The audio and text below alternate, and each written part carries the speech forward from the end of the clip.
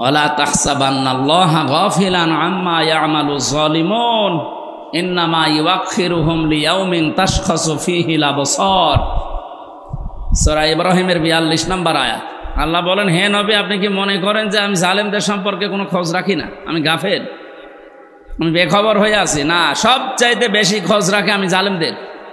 ওদের আমি ধরবো যেদিন চোখ উল্টিয়ে যাবে, এইরকম ধরা ধরবো। এই যে কালামানিককে আল্লাহ ধরিস, তাম দুনিয়ার এখন চোখ উল্টিয়ে গেছে। যে লোকটা সারা জীবনে চেয়ারে বসে বিচার করতো, সে এখন বসে আছে এই কাঠগড়ায়।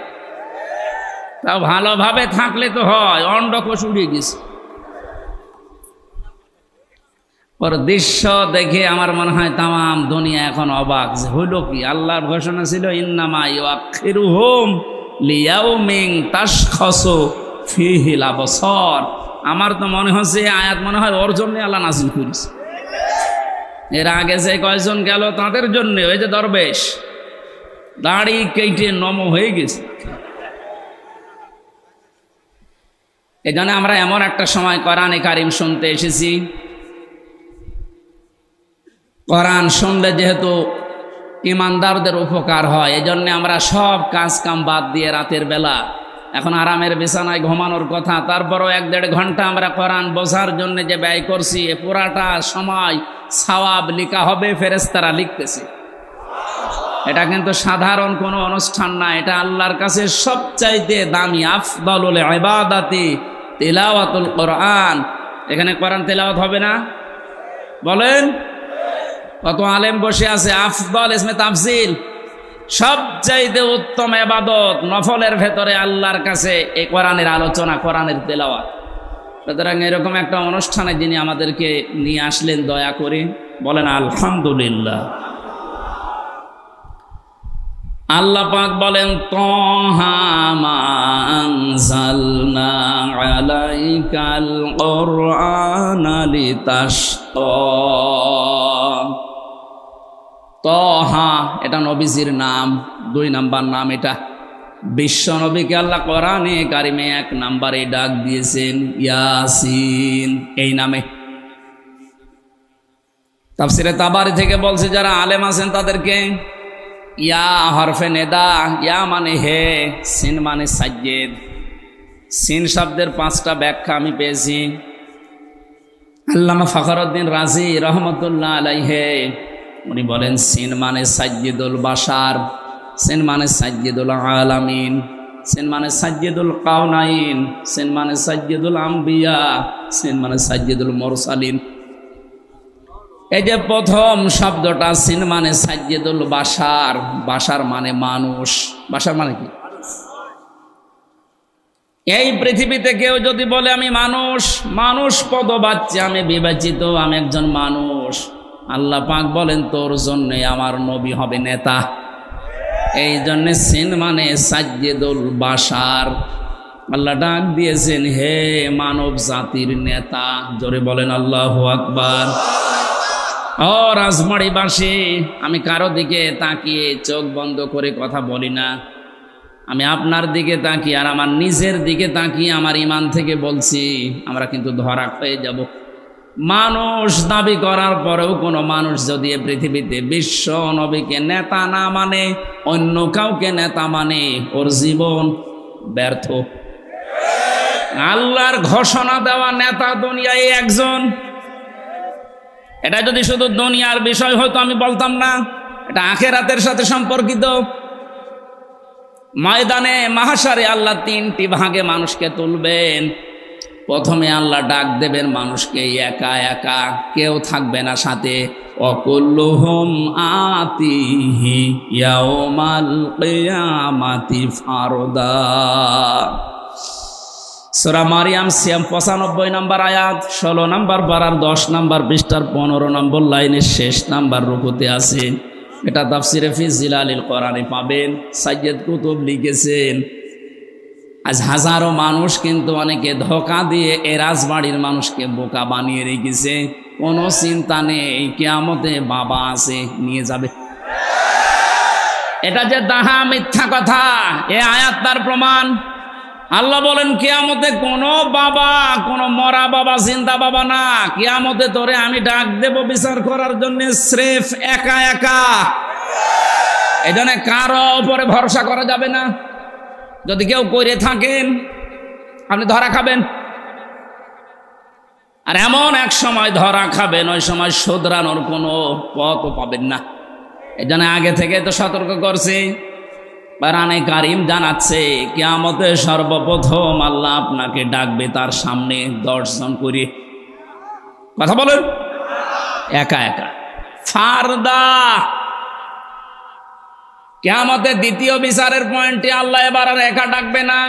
ইয়াউমা নাদউ কুল্লা উনাসিন বিইমামিহিম ইলা আখির আয়াত। সূরা বানী ইসরাঈল 15 নম্বর পারার 8 নম্বর পৃষ্ঠা 3 নম্বর লাইনের 72 নম্বর আয়াতের প্রথম অংশে আছে। এটা তাফসিরে ইবনে কাসিরে আছে। আল্লাহ পাক বলেন কিয়ামতের দিন এবার আমি আল্লাহ মানুষকে ডাক দেব তার নেতার সাথে। একটা কথা যদি আপনি কোরআন হাদিসের বাইরে প্রমাণ করতে পারেন যে ভুল হচ্ছে, আমি এখনই মোনাজাত করে দেব। কিন্তু যদি মনে করেন না আলেমরা বসে আছে ওনারা তো বল ধরার কথা, সব যদি ঠিক মনে হয় এই মুহূর্তে আপনাকে জীবনের সিদ্ধান্ত পাল্টাতে হবে। তো এই যে এত টাকা খরচ করে আসা যাওয়া সব বেকার হবে। কিয়ামতের দিন আল্লাহ কিন্তু এবার দ্বিতীয় ডাকবে আপনাকে, আর একা একা না, এবার আপনার নেতার সাথে। আপনার নেতা যদি এই জন্য ভালো না হয় আপনি ধরা খেয়ে যাবেন, এই আয়াত দিয়ে প্রমাণ পালাম না পাইনি। এরপরেও যদি কেউ ধরা খেয়ে যায় এটা তার কপালের দোষ। এ কথা বলেন এখানে। এই জন্য এমন কোন মানুষের পেছনে থাকা যাবে না, তাকে মানা যাবে না, যাকে মানতে গেলে আমার আল্লাহ নিজেই রেগে যায়। আপনার বিবেককে প্রশ্ন করে বলেন তো এই আয়াতের সাথে মিলিয়ে, কিয়ামতে যেহেতু আল্লাহ আপনাকে নেতার সাথে এবার ডাকবে, আপনি যে নেতার নেতৃত্ব মেনে চলতেন, দুনিয়ায় স্লোগান দিতেন যার আদর্শের, বলেন তো ওই লোকটাকে যদি সামনে নিয়ে আসা হয় তার পেছনে তো থাকবেন আপনি। কি মনে হয় আপনার? যে লোকটা নিজেকে বাঁচাতে দাড়ি কেটে নম হয়ে যেতে পারে, সেদিন কিয়ামতে ও বলবে আল্লাহ আমি নেতাই ছিলাম না। ওকে বলবে না? ও যদি নিজে বাঁচার জন্য নবীর সুন্নতে ও যদি খুর দিতে পারে, নবীর সুন্নতে যদি ছুরি লাগাতে পারে, নিজে ওই দিন ভয়াবহ বিপদ থেকে বাঁচার জন্য নিজের পরিচয় দেবে না যে আমি কিছুই ছিলাম না, আমি ছিলাম নমক।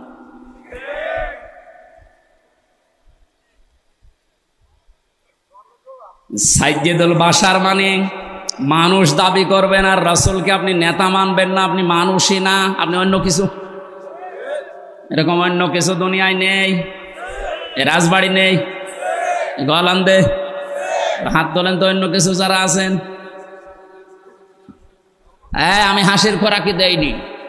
আপনি আধা ঘন্টা কথা শোনেন, কিন্তু প্রতিটি কথা এখন থেকে সিদ্ধান্ত নিয়ে যাওয়া লাগবে যে আমি মানবই। সুতরাং যাদের আদর্শ ঠিক নেই, যাদের নেতা মুহাম্মদ রাসূলুল্লাহ এখনো হতে পারেনি অন্য কেউ, এক্ষুনি তওবা করেন, নয়তো আপনি মানুষ নেই, এর বাইরে যা আছে তাই।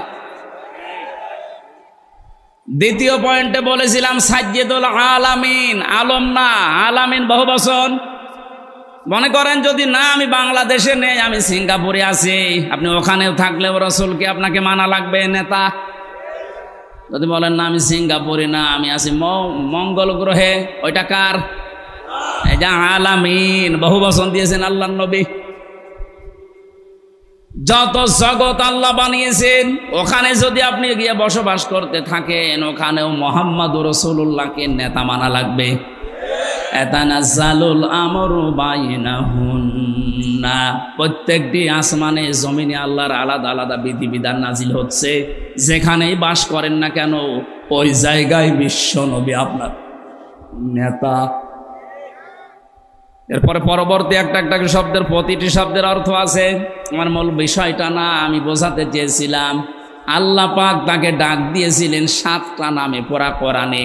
1 নাম্বারেই বলেছেন ইয়াসিন, হে নেতা।